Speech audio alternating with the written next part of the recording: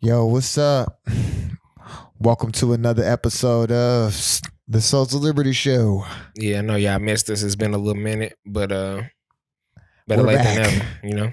We're back just in time. You know, it's fall time. Summer's over, like Yeah, Drake fall said. is officially here like yesterday in St. Louis, so I don't know about the rest of the country, Yeah. but it finally broke in Oh, an yeah. untraditional way, but it's like it. becoming traditional now. I guess it's a new way of having weather now. What? Just, weather has changed. You know what I'm saying? Everybody who's been Everybody alive says a decent that. amount of time Everybody says that weather's changed. is aware that the patterns and the seasons that we have for the majority of our life up until maybe the last 5-10 years, I don't know. But right now it's clear and cut, like, no, it's not going to be as cold as it used to be anymore. The seasons change later than they used to change. It's much more we mild. fucking the earth up. So, Yeah. shout out to America for fucking the earth up. Yeah, it's much more mild, You know, those other countries, they say, countries like India, China, those countries with the billions, those are the ones really doing the emission problems. Like in America, But we made the cars and shit. So come on, man. We got oil, man. So yeah. Oh, shout out to Dave Chappelle. What was I gonna say? Oh man, we got to, in the name of Desus and Mero, we're gonna start this show off. Desus and Mero might have broken up, but the Bodega Boys are still outside. We're still here. Yeah. Yeah, it's just in different forms. Just in different forms. Different parts of the country. Yeah, and yeah, man. DJ Envious. DJ Envy. Such a interesting name. It's only funny because we make a lot of funny jokes between each other about DJ Envy, because it's like he's such a bad like DJ on average for the Breakfast Club. Like he may be able to like actually play tight songs. That's not what I'm doubting. You know what I'm saying? But like if you're not a megastar artist, he don't really give a fuck about you for real. I mean, and he never asks good questions. You know what I'm saying? Like those critiques alone are fine, but in real life, he just not a real one, bro. And it's clear to everybody, like from jump. Most of us or some of us have been watching Breakfast Club from before niggas was hip to Breakfast Club. You know what I'm saying? So it's like you got your people that we day one fans. Like, you know what I'm saying? It came out, we was hip, we was watching. And rest in peace, Breakfast Club, bro. Shout out to DJ, not DJ, but Angela Yee. She showed that she was holding that show together. Yeah. She was able to balance out Envy's feminine energy in a way to where the show still would be somewhat in pocket. Yeah, because before when Charlamagne used to be out of pocket. Now Charlamagne not out of pocket. Yeah, now Charlamagne has to be like the level-headed person in the goddamn witch collar, and that makes the show weak. Yeah, it makes it less fun. Because Charlamagne might as well just do his own shit. Yeah, at this point. You know what I'm saying? But the platform is so big, and I just hate to see. Clearly, Envy had to fuck the show up.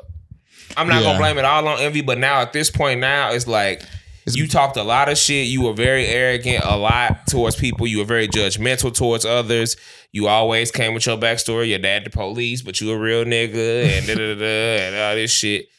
Yeah, and we more so just saying, yeah, man, you ruined the Breakfast Club more than anything. Yeah, but it's like you the only nigga I never will be upset if went to jail, bro. Whoa. And that's that might be mean to say, but it's like, nah. Cause he be talking the most shit. You be doing the most bitch ass light skin New York shit a nigga can do on a regular basis, bro. From the shit with your wife to be ready to fight anybody, say something about your wife. And then the Desus and Mero, you went on TV. You know what I mean?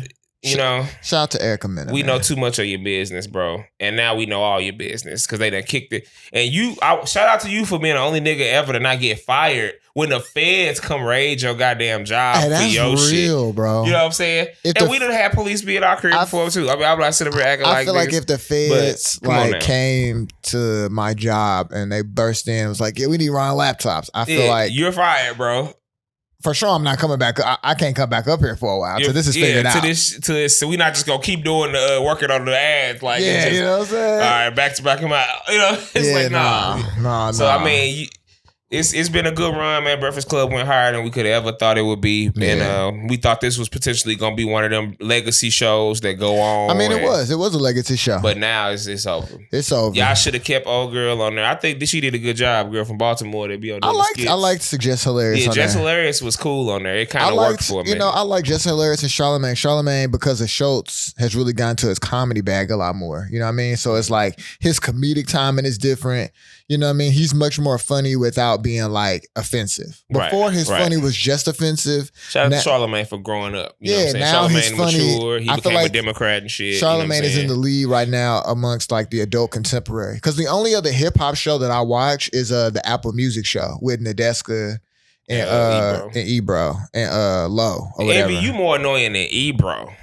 Right. Dang. You know what I'm saying? Like good Ebro. Guy. Yeah, Ebro not is tolerable. Ebro's only annoying on High 97. Yeah. Outside of High 97, he don't be not acting annoying. Crazy. But like on High 97, he's annoying. Yeah, you're more annoying. I can hang out with Ebro and then watch the basketball game or some shit. But Envy, oh my God, bro. Go to jail. Go to jail. Go straight to jail. Do not pass go. Yo, scamming ass. On a lighter note, let's switch to the hardwood. You know, we have one season end as one begins.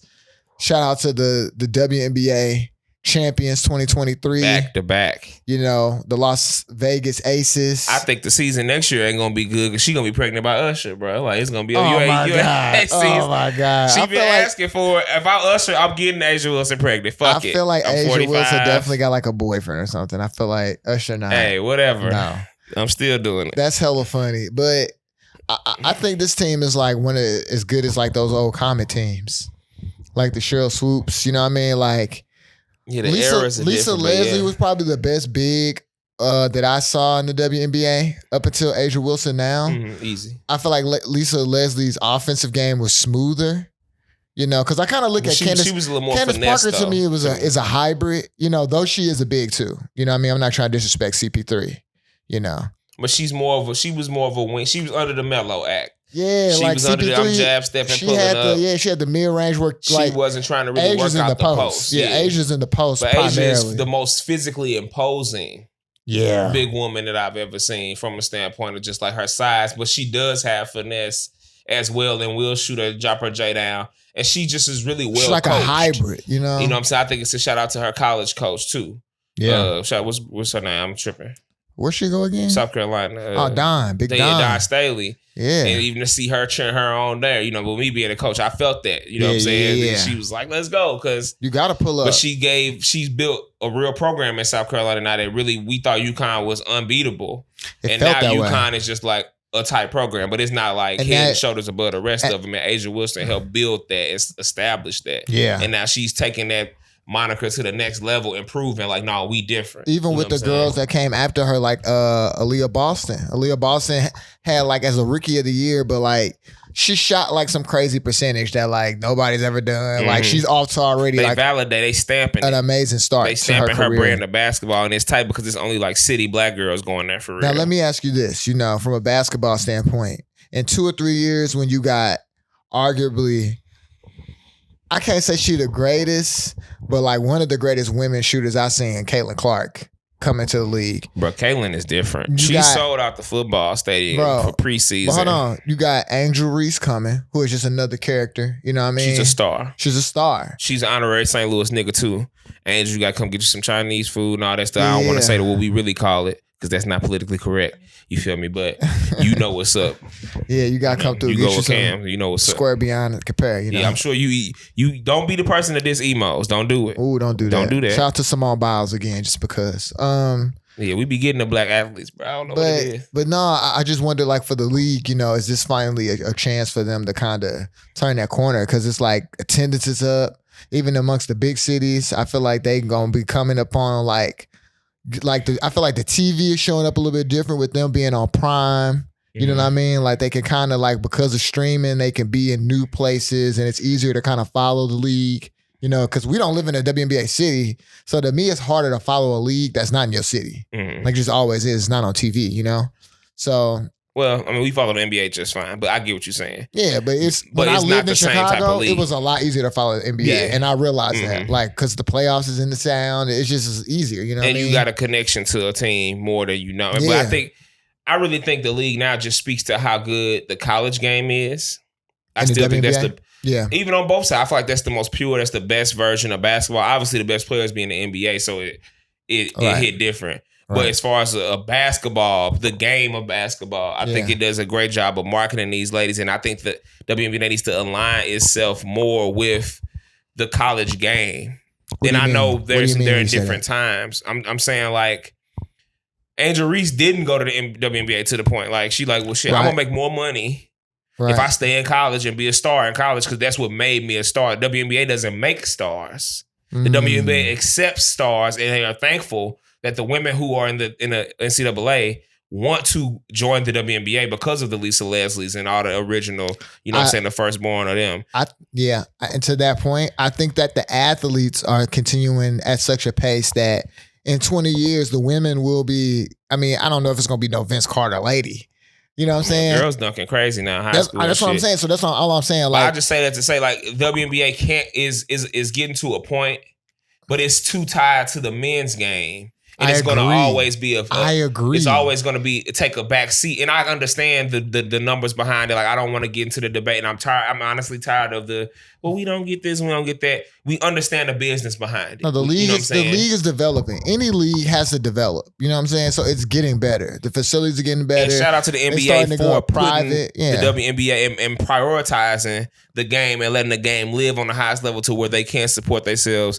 But before, you know, they do have to play other leagues and stuff too. I think the and WNBA, if another league would if the league got better, they wouldn't have to. I think from a marketing standpoint, easier said than done, of course. But I think they need to align themselves more in culture.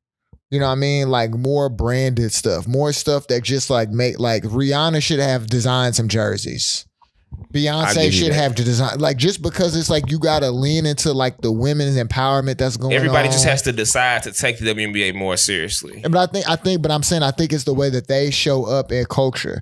In the NBA, for instance, when Magic and Bird and them changed the league in the 80s, TV was changing. It was a technology swell, and they were so good at basketball that it was just beautiful to watch. Like literally Magic Johnson, Larry Bird were that good. They created all these different adversaries. And then Michael Jordan took it over the top because he was just that good. And then boom, the league. You know what I'm saying? The difference is it's still a thing. People watch the men's league more. You know what I'm saying? It's the highest watched thing. It's the best event in town in most places on a regular basis, especially during this time of year. Right. And so with the WNBA not going to play during that time, and college is going to take over, because these big colleges all have fan bases, it generates so much more interest into the tournament because it's the most watched thing. Right. So maybe they need a tournament. I don't know, but I feel like we spend a lot of time on WNBA. Yeah, but shout out to all the ladies that got the back-to-back, because that's a big thing and it's hard to do. Yeah. So it doesn't happen in professional sports often, and they deserve their flowers for sure. Speaking of that, though, you know, we saw the joke. You know, legendary, all time. I'm convinced. Like I'm putting, like Shaq said, put him in a big man alliance. You know, I got to take some time to get on Lil Mike Head from Walnut Park, just so niggas in St. Louis know what I'm talking about. Why? But he was coming for Wemby or something. This dude trying to tell me Bol is better than Wemby, and I'm like, that's bro, crazy. Will you stop? That's and crazy. He won't bend the knee. I don't know why people like Wemby. You know, jumping from Joker to Wemby. Like Wemby showed. I saw Wemby Summer League game, and then to watch him his first game, it's like, wow, he took such a big step. His skills translate like crazy from Europe to over here. Like you said, he's been well coached. He understands the game. He's a good teammate. It's like I'm not saying it's big thing. I'm not saying it's teammate grade A+. You know what I'm saying? Like he ain't even had no 40-point games, but he shows that knowing how to play basketball mean more than side steps and crossovers. It does. Because you can at his size, and that's why people be upset with AD as. Because you're not a player. Your skill, you could do certain things, but your feel for the game and your impact on the game be too low. Even if you don't score, nigga, you 7 feet fucking tall. You the biggest nigga in the world besides Wemby. You got to impact the game. And it be empty. Even if you see guards, it's like when you talk about D'Angelo Russell, you just can't come down and pass it to the right fucking person of what we trying to do at the right time and get AD easy. But that is more important than like, oh, I had hella assists and I hit a bunch of threes and led the league, because that's not your job. You know what I'm saying? Derek Fisher might not have been the best nigga ever, but he ended up being a coach, so he fucked up with these hoes and shit.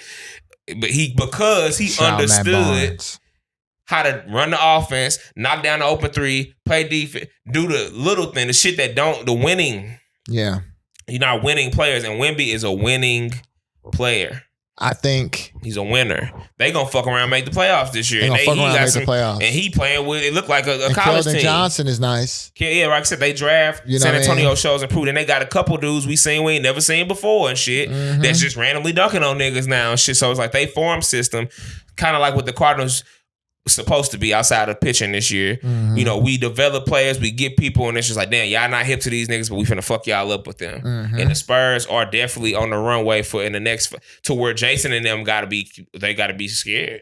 They gotta be like, oh shit, y'all better get your championships now. Y'all better get y'all shit together and beat these old niggas now. Y'all better beat these 35 and up niggas, or it's going. And that's what I'm saying. These 35 and up niggas ain't the best nigga. The best nigga is what 28. Joker. True. You know what I'm saying? So the best nigga 28. True. And but it looked like even with Joker, them could get that shit off a few more years, and it may be, but he coming. Nah. Wemby could stop the because that's the thing. He can play defense, right? Yeah. So like I said, I ain't seen him play yet, but you know what I'm saying, all of that bullying niggas and shit like that. Nah. You gotta the Joker is the truth. This year it looked like he on another. They finna go back to back potentially. You remember the second year, the third year when Shaq just was like, oh yeah, 35. You know what I'm saying? If it's a big game, if we need Shaq, 35. Like Joker every time, like you said, good teammate. Michael Porter open, so-and-so open. And they have a great supporting cast around him. Mike Malone is a great coach. You know for the next three, I'm going to get him this year and in the next three to be in a conversation for the championship. And I feel like they're going to get 2 to 3 out of that. But they are beatable. Yes. They're not unbeatable. No. You know what I'm saying? No. But I think Wemby could get to the point where they get some other comparable people around him. And it's trouble. And maybe even in the transition from Pop to Tim Duncan, whenever Tim Duncan take over, because I hope that's what happens. I think he in good hands. Priority number one, shout out to Becky Hammond. Priority number one, gotta be elite point guard. They gotta get one. They gotta get an elite point guard that's gonna know when to give it to Wemby, when not to give it to him, when to attack, when to spread. You know what I mean? They need that no matter what. So shout out to Wemby, NBA season. We definitely gonna be talking more on that. Jumping into a little bit of nonsense, I got a question for you. Where do you like to take your first dates out to eat? I like to take all they know where I like to go. Everybody that know me know where I like to go. And some dates might cross paths, you know what I'm saying? But either way it go. If you know, you know. You know. No, I mean, shout out to Treehouse, bro. I fuck with Treehouse STL, you know what I'm saying? That's a spot. Make me feel, welcome. I'm a loyal guy, so it's like I like messing with the spots I mess with. It's not a restriction, but we don't eat everything. You know what I'm saying? Like, yeah, true. You have a much more limited diet than me. It's a lot. It's not as many spots here as like say in a different city. I probably would do more spots, but for here, I'm from here. I can talk about it. You know what I'm saying? But it's just like you want to go to places where I'm gonna guarantee you certain I can control the climate. Ain't gonna be no bullshit. Ain't finna be no ops over here. Ain't finna be nothing that's gonna go awry. And so that's how I pick my spots. But I'm not doing no extravagant shit for nobody on the first date right now. That's just not how my life's set. I'm not in that mode. I'm more in the chicken wings and fries mode than I am to the Russell Wilson mode right now. Hey, that's real. So. I mean, I feel like it is what it is, but Cheesecake I don't got time Factory, for no ungrateful motherfuckers either. Yeah, Cheesecake Factory to me is a fine first date, So I don't subscribe to the ladies of that mentality where it's like, oh, you like me or you don't. This is what I will say though. Let's go on the flip side. Let's talk about it from like obviously we're men, Yeah, it's hard to talk about it from a different perspective. Yeah, he and niggas, and that's my pronoun, nigga. But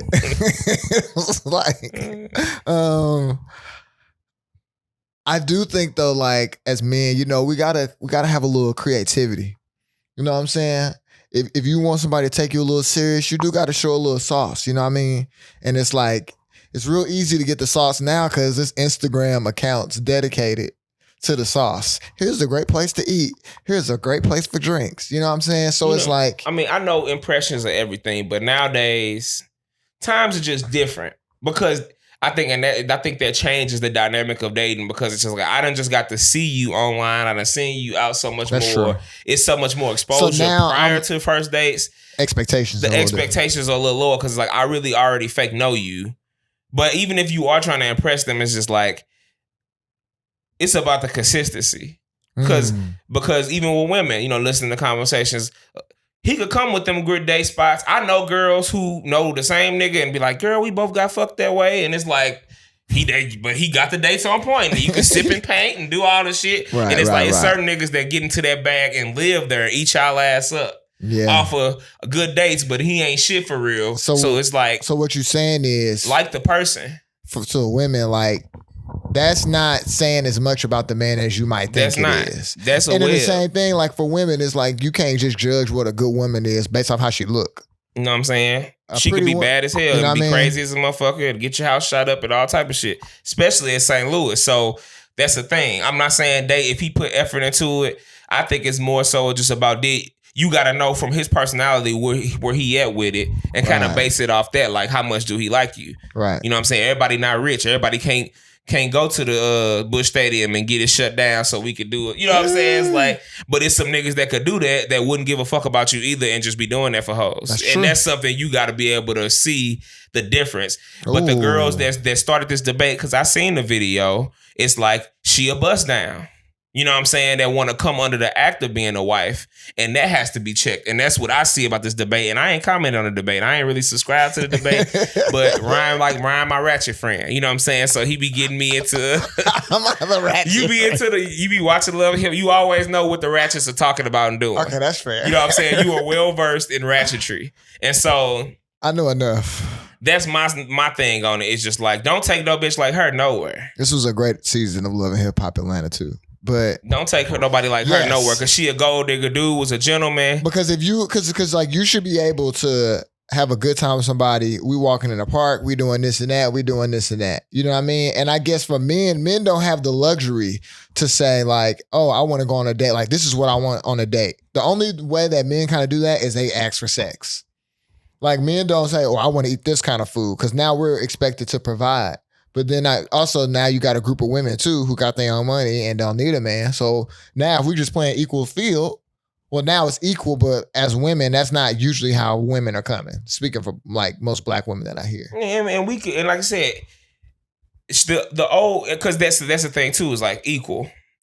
Equality doesn't mean same to me, but I get it. You know what I'm saying? That's an issue that people have. But if you got money and I got money, that don't make me less of a man. Right. And how I go about and what I'm building for myself, you don't know that on day one. Right. Y'all, so this debate comes to, I'm this type of bitch because I put this much into my appearance and whatever the fuck the reason why you this bad bitch on face value. Right. But it's like, he might be in a place in his life where he's building, or if he got something he looking to build with you, he gotta go through his checklist. Right. But you can't feel like the world revolves around you. And that's the issue that's the group thing on the negative side of that argument that I see, where it's just like, well, I'm a bad bitch, my feet painted, I'm this and that, and I'll keep it like, and I cook, and then it's like, oh, well, okay, so you're being a woman traditionally, because that's what it be. Like, am I a feminine woman who is doing all of this shit? If I do that, the world gets to lay at my feet and I need to be treated. And I'm not saying women don't need to be treated well, but you got to find a happy medium now where it's just not, so you just this complete narcissist dumbass that'll get kicked out the car. Right. Because that's how the video ended. I'm going to take you back home. He was nice. Because some niggas would have, if he was of a different race, he might not even have got that far with the bullshit, potentially. Yeah. But she might got left at the crib. That's my 2 cents. Yeah, if you late, I'm hey, whatever. Making these skits and these debates, man, it's crazy. But, you know, you're talking about that. People who try to throw the gold out there and, you know, hide the trash. Because she was trying to make him, I ain't trying to get too red pilly, but she was trying to simp him out. That whole mentality of like, oh, nigga need to take me here, there. Even for niggas that do got money. Because it'd be like, oh, well, he got money. He in the NFL, so it don't matter. And it's like, I mean, why? As a person, who are you to say that? You know like, how am I supposed to feel about myself as a emotionally intelligent man, if that's how you really feel about me? Because and then that's why the institution of marriage is so messed up now too. Because it's like, you just want to finesse, bro. Right. You just want items out of bro. You're not coming under like, I really want to get to know this man and see how I could build a future with him. Right. No, that's not how you coming. Because Cheesecake Factory is good. Right. Especially if you black. When do we get to the point where we not eating at the highest end shit that they didn't build for us? Right. That now we ain't shit. You know? Did you have fun? Is the nigga cool? Did y'all smoke some gas before y'all went in there? Did you? You know what I'm saying? What I mean? Those are the things to really be worried about. So speaking of that, let's end on apparently, the hottest artist ever on Billboard. Sexy Red. Oh, you talking about Aubrey? Yeah. Don't fuck me like that. Was the Sun song? I don't my man ever. my man. Yeah, that's harder than the song. Yeah, it is. Like he should start the album with that. You know what I mean? Yeah, you might have to start the next album with. Because I didn't like the song. Shoot him in daylight. Then you got your son at the end. Shoot him in daylight. How you make that song make that cute? How you transition from like shooting some niggas to oh, you got a son on there. You know what I mean? Hey, man. It's the dime, but man. Drake, this the first time Drake done caught a lot of criticism, man, a lot of strays, and we saw Drake get emotional and bite back at niggas, and you know what I'm saying? I think my biggest criticism, like afterwards, is kind of how he doing the rollout, and I get it. It's like he be putting these albums out, and after the first 2 or 3 weeks, I don't really get nothing else from the album. Yeah, it feel like a cash grab. Like it feel like a smart ass cash grab. And so it's like, he's doing the industry, he doing his job. You know what I mean? Mm-hmm. Like he definitely is delivering music. His music at a high level for a professional rapper. Yeah. You know what I mean? Sure. Like Drake is definitely in the lead as the best professional rapper. I become a bigger Lil Yachty fan because of this album. Well, that's good. Because it's just like, I'm glad you hopped on the wave. I'd rather listen to Lil Yachty than listen to that shit. I tried to listen to the album for the 3rd time yesterday, actually. And I'm just like, the songs you like, the moments you like, the moments you like. But that's what I'm saying. I'm not living with the experience. Even from this standpoint, like, it's not moving the culture to me. For all the dogs, it's like, okay, well, we got the video, the 8 a.m. in Charlotte, and he did the video with Yachty, so that's all we gonna get. You know what I mean? Even from that standpoint, kind of like, there's not really much else that's coming with it. Now, and Drake, we know he gonna take some time. But like Drake as a brand, when I look at like just on the flip side of artists like Beyonce, like what she doing with Renaissance. You know what I'm saying? Like she is the standard now of like excellence in music industry. So it's just like y'all standing on similar, he just came off the tour, but then it's like you came off tour, then you dropped this. And now you finna go away. So it's just like, But that's how I feel about the album, where it's just like, it feel like goodbye to me. As a person who has had, and I did end up getting to the point on this album where it's like that I have empathy for. It feels complete as a Drake fan now. It's like I get him. Yeah, it felt like you know what I'm saying. Like it felt like I was frustrated with him for a while because I was like, damn. So you start off in this arc of like, I'm potentially the next Lupe Wale on steroid nigga to ever be. You know what I'm saying? Like under this hip hop act, right? Then I'm making hits. I'm on. You know what I'm saying? He brought Backpack in again. Yeah. You know what I'm saying? So it took it to a different height. Yeah. And then he kind of was like, no, I want to be Future now. Right. And then he started becoming an Atlanta nigga in his own way. Drake is a victim of like the way that millennials consume music. Like millennials are split. You got millennials that still try to listen to Yachty, new music. Mm-hmm. And you got millennials who, whenever they stop listening to music, like in their mid-20s. They're becoming like the old niggas. They're the new old niggas. So it's like if you Drake, you're not trying to make music for the new old niggas because that's just a smaller group of people. Mm-hmm. And so if you 18 to 25, let's just keep that range. That's the hip hop main, going to the parties, going to the concerts, buying the merch. You know what I'm saying? Like all of that. They the most active group. That's not the millennials. That's not the people who brought them in. So if you're not just diehard Drake and you're going to ride and listen no matter what, he going to lose you at a point. Because I even just feel that way DJing. It's like, it's a special place. Like I should be able, if it's hip hop night, theoretically, I should be able to play like a lot of different shit, but I can only play like Larry June, Westside Gun, certain places. Mm-hmm. You know what I'm saying? Like I gotta play that because 18 to 25. I gotta play that 18 and so to 25. Drake's point, he is doing business.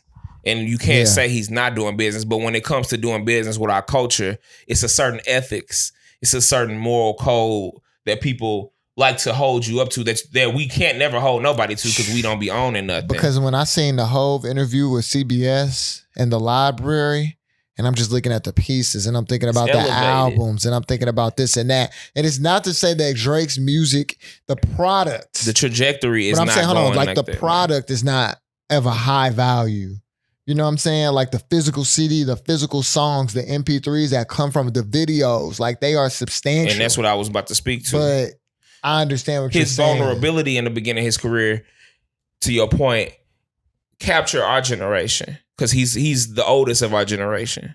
And then even to know being in schools and knowing how kids look to Drake as he even got more into his silly phase where he was catering more to that. We still were young enough to get into it. This is the first album where it's like the people that were younger than him are looking at him like, damn, why are you, the older niggas is like, why are you chasing 25-year-olds? But then we kind of like, all right, well, we're maturing. We're having children. We're doing things. You older than us, you still not. And then even the younger generation is like, damn, I grew up looking up to Drake because my mama and them was listening to Drake. You know what I'm saying? Successful and all that shit. They grew up, Jaden Furman and them, they grew up to that, to love Drake. But now it's like, damn, Drake just acted like us. Now. And so now. When it was deep to them then, he was pushing their boundary of what music was. We talked to Ray AR. They was like, damn, I didn't know music could be this good. He was under that act. Right. And then it's just like, well, I'm 21 Savage. It's just like, I'm Future. Atlanta. Just taking Atlanta. And it's not like. It changes it. You know? So, you know. Hip hop is growing. He just being Atlanta niggas, and the people starting to not. Hip hop is growing. Hip hop is growing. Hip hop is growing. You know, and the way in which that is going to spiral and kind of continue to grow like ivy, I don't know. You know, I know that the foundation of what it was built on is different, but that's everything. Basketball, not like how it was 75 years ago. But that's a good comparison too. He's kind of like a James Harden in a way. Yeah. Except it's just like not as many other good players. He's manipulated the game. Yeah, and then so now it's like, well, I score all these points and I'm just going to do this and everybody, I'm going to get the max deal. But the culture is suffering because it's like, well, damn, nobody ever see James Harden playing defense or doing some other shit that kids need to learn to be able to play. So the older people are looking at James Harden like, I'm tired of this nigga acting like he 22. Right. And then the younger people are like, well, damn, he not really hooping no more. He not a winner. Well. But in Drake's case, he's winning the most. And that's what's fucked up about our culture. Yeah. Is that we could all take a step back and be like, damn, this shit kind of fake and weird and like. But he's winning the most. So, on that note, keep streaming 20,000 Hours Volume 1. Yeah, hip hop ain't completely dead yet. Shout out to everybody that's been supporting us. We on the ground, we moving. Volume 2 on the way. Keep supporting, keep watching the videos, keep subscribing, bro. Yeah, new videos on the way, new clothes on the way, new everything on the way. New merch, nigga. So, no, I'm just playing. Oh, and it's basketball season, bro. First day of practice tomorrow, man. So we ready to get it cracking. Yeah, man. You know, high school basketball in the state of Missouri, especially on the east side of Missouri and St. Louis, is different. We got some of the best high school basketball tradition ever. It's like football in Texas. So be looking out for that. Alumni game, November 18th at Matthew Dickey. Doors open at 12 noon. Yeah. Be there at B Square. So, peace. Until next time.